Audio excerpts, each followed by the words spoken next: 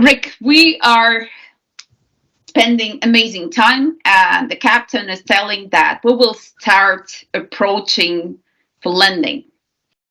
Very important question: what passengers should do, and even more important, not to do during the approach and landing. Well, from my experience, I worked in the tower for one of the major airlines. As soon as you hear we're cleared to land, that means you're 20 minutes out. That is your time to prepare for the landing. That means look in the seat back pocket and take your passport out of the seat back pocket, or your wallet or your cell phone, and put it in your backpack. Put the headphones away, put your computer away. Everybody gets stressed and rushed once you land that they leave things behind. And the airlines are under such pressure to clean the planes and turn them that they're often on the ground for 35, 45 minutes. If you leave your wallet behind or your passport, you're not allowed to reboard the aircraft for security reasons. And therefore, you're going to miss your connection, or you could. You could have challenges clearing customs and immigration if you left your passport on the plane.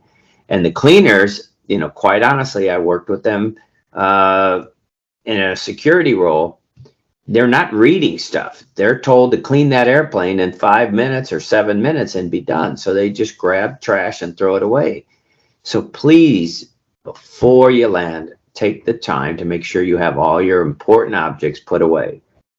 Once you land, you have to stay seated until you get to the gate and you hear the bell, because the plane can stop on a taxiway and start up again. People can get hurt that way, right? So don't be in a hurry to start standing up before you're even at the gate. One additional question: there are some airports where not only landing but even the approach can be very far from being a smooth one. So sometimes I try to help crew members, and I'm telling guys, please, you have to be seated. This is the best way to help crew members. And sometimes people are using the fact and that time that you see that crew members are seated. Yes. They cannot scream. They cannot come to you and tell you, please keep your seatbelt fastened. But how you can talk to passengers like that? Because in a way, they're putting everyone in a situation which is quite dangerous. They're starting to walk, run, but it's a wind or it's a turbulence, or we have to go for another round. Mm-hmm. What would be the best to say to guys who are starting to, like they will land and run immediately? Well, I think you brought up an excellent point. So just in the past couple of weeks, I saw where an international carrier was on final approach and a passenger stood up and the captain had to go around.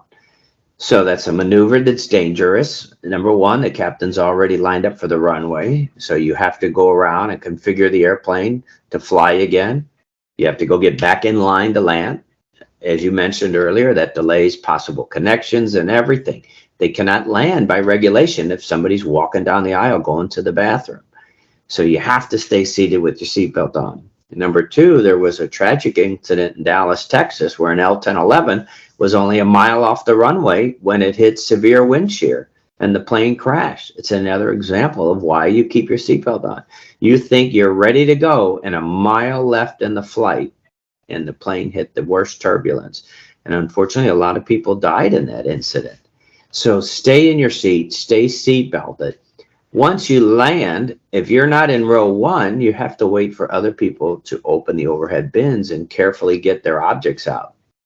I'm sure you've seen quite frequently people are grabbing their heavy bags when the aisles are packed, and you could drop them and hit somebody on the head and really hurt them. Out of courtesy, we always let the row in front of us go. So there's no reason to grab your bag in a tight aisle until the people in front of you have gone. And as you and I talked about in previous episodes, if you put the bag in the bin opposite where you're standing, all you're doing is reaching up and pulling it out as you walk to leave the plane. So it's a very simple, easy maneuver. You have to be careful because think about it. When the plane takes off, the bags all slide back. So they're in different positions.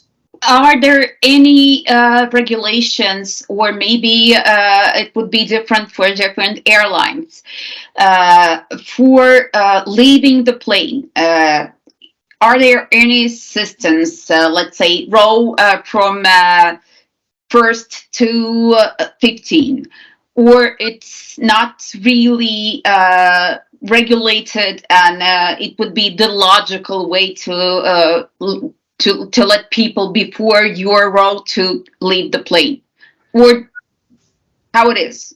No, I think you have, of course, it depends on the aircraft type too. So the 757 that a lot of the carriers fly, you have first class if the plane by the middle doors, the first class is getting off at the same time coach. Some airlines may block the coach until the first class passengers are off. But also as a courtesy, we should just take turns as human beings and let each other go, every other person. The 767 provides the same challenge. Everybody's deplaning by the forward door, but you have two aisles coming together. So I would recommend the same thing. Just be courteous. Let one go and then you go. And if it's a family of two, you're all going to meet up at the end of the jetway in about 30 seconds anyhow. The point you just mentioned, I've seen a lot of times small incidents, but however, it's not something very nice to live. People hurting other passengers with the bag. Sorry, sometimes they are not even saying that, but legally, if it's really bad, is there anything a crew member can do? Because it's not normal to hurt badly someone leaving the plane. Well, there's been a lot of incidents, and I've dealt with them personally. If somebody's injured because somebody drops a bag on their head, the airline's going to be responsible. The person that dropped the bag is going to be responsible. It's going to get the insurance companies involved. And the airline does have to make a report. They have to interview the person and get the identifying information for the person who dropped the bag as well as the injured person. So if you are the one that's injured, you need to make sure you make a report before you leave the airport. Don't go home and call, because that's too late. This is very important, because just once I've seen it was really badly because the arm was broken. Wow. And actually, then I understood that I have no clue about the regulation. It was an old lady, so if nobody would help her, she would go to the hospital, and that would be quite the end of story. But luckily, flight attendant got the guy who hurt her, and I left them to the airport. The door is filling all the paperwork and so on. But this is something people have no clue. And, as you told previously, very few of them are reading rights and rules and regulation, buying tickets. And I would love to finally let people understand that buying an air ticket, it's not the same as a bus or train ticket. And you have to pay attention to many, many, many rules and regulations and your rights. And you have to know your rights, and you have to be ready to different situations and act accordingly. Yes. So when the brilliant team of passengers runs out of the plane, what is the most important thing to do at the airport? And there are two parts of my question. If it's your final destination, this is one thing. But if it's your connecting flights, where you have to be very organized, what are things to pay attention? Well, it's amazing. Now there's a lot of technology. So one of the applications that I use that works amazing, when you have a connecting flight, there's an app called TripIt, TRIPIT. And I like that app and recommend it because you put all your travel information in there. If you have a connecting flight, it will notify you and update you where the departure gate is and the departure time. So as people exit the plane, they often become confused about where to go. And if you stop right in the flow of traffic, now you've backed everybody else up while you look up at a monitor or while you ask a gate agent. So if you use one of the travel apps, it's going to tell you the latest information, which is a lot easier. So before you land, you can verify where you're going to go. And if there's changes, it'll be in there. Your airline application is also going to tell you where your connecting flight is departing from. And I frequently travel one of the major airlines, and not only will it tell me where it's at, but it'll give me a map from the gate that I land at to the gate that I'm going to, and you can follow the little map. If you're staying at your destination, you want to look for the exit, and again, stay out of the flow of traffic, step to the side, and then find out where the exit is. And it can be confusing. I just recently went to an airport where I think I walked 3 miles to the exit. So you want to verify where you're going. The only other thing I would like to mention too is check the connection times, because I did have an experience one time where I got off of a flight and looked at the monitor and ran to the connecting gate, only to find out that I was at the gate for the next connection to that city. And that my flight was actually literally next door to the flight that I deplaned from. So when you look up at the monitor, there could be multiple airlines, multiple flights going to your destination. Make sure you look and find the one that you're going on. If people are traveling with the luggage, I've seen sometimes passengers doing strange things, trying to fight for the luggage and to get the first one. What would be the best? Because, I mean, all the luggage which was on board will be accessible. For me, each time I'm seeing that, it's not even funny. They're fighting for the place to grab the luggage. Yes. Why? It's not a competition. You will not grab someone else's bag, hopefully. No. And, and again, and that's also a challenge. It's nice if you can mark your bag so you can see it, because there are a lot of similar bags. Remember that now the bag tags do mention your name. If you have a similar looking bag, look and make sure it. In my experience, I did take claims from people that accidentally took the wrong bag because they didn't read it carefully. So you want to make sure you get your bag, especially if you're clearing customs and then, an international destination. You don't want to have any issues if you have somebody else's bag too. It could have something in there that you're unaware of, that not necessarily is illegal, but if you have the wrong bag and you don't declare something, you may run into some challenges. So. What would be the very easy one advice getting home and getting ready to the next air travel?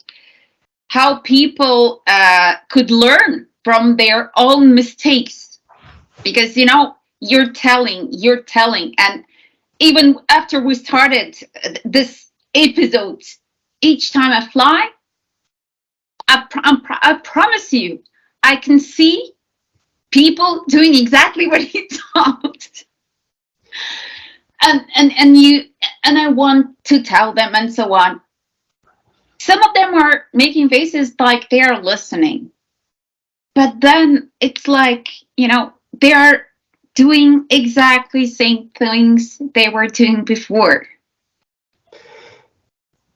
Well, I just spoke yesterday at the Watts convention in Orlando, and I even mentioned that to frequent flyers. What happens is you get very complacent because you fly all the time. And so you forget about the little things. You know, we're looking at our cell phones. We're worried about returning the emails or the calls, and we're not watching where we're going. You could trip, you could fall, you could run into somebody. When you go outside, if you've made transportation arrangements, you know, especially again on international destinations, verify that that's the agency that you requested. You know, we talked briefly about if you're getting into an Uber or cab, take a picture of the license plate, immediately send it to a friend. I do that all the time when I travel international. Hey, I made it safe. Here's the cab number. Here's a picture of the license plate, you know, just so people know where you are. And again, pay attention, you know, to what you're doing. Don't get in the wrong Uber and go to the wrong place. I know you've heard stories of that. People have literally gotten in the wrong Uber. So it's important to pay attention, keep the phone put away long enough till you're safe and in the car and then on your way. And then I do that, and I'm sure you do too. Think about your adventure when you get done. What could you have done differently? What did, you know, was I in a hurry? You know, my traveling partner one time literally left the iPad plugged in at the seats and sat down and looked around and said, where's my iPad? And remembered it was out in the gatehouse. We got on the plane and we landed in Atlanta, Georgia, and he got off the plane and he said, where's my iPad? It was in the seat back pocket of the plane. I said, you know, it's just not your day for the iPad. Preoccupied. Luckily ran back to the gate and they had not started boarding. But it's just all because we as humans are so busy with our everyday lives. We need to really just take a deep breath, enjoy the travel experience, you know, get off the plane, have everything put away, relax. When you get to your destination, then you can start working again.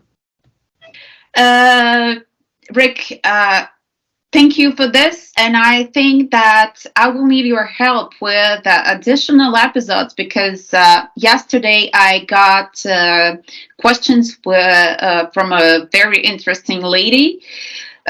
She was watching all of them and she's traveling with kids. And this is a very special topic. I know that a lot of passengers flying are getting nervous and so on, but as a mother of 4 daughters, I know that there are a lot of families traveling with kids. And if we can do something, you know, as a guidance for families traveling with kids, that would be really nice because they are not very loved by other passengers. But if we can do a good thing and make their life easier and the life of other passengers easier, I think it would be not so bad. I think that's a terrific idea, and it's timely. You know, there's a little video floating around here in the U.S. where a gentleman screamed and hollered at a mother just a couple days ago because the child was crying. And I have never had young children fly, but I felt sorry for the mother because she really did try to comfort the child. And you know, you said you had 4 kids. Some days they don't feel good. But to take it out on the mother is not the appropriate action either. I understand it's, you know, disrupting, but it's not appropriate to take it out on others. So until next time, I will send you some questions and we will work on the guidance for families traveling with kids. Excellent. Thank you. Have a great weekend. Have a great weekend. Thank Bye-bye. you. Bye.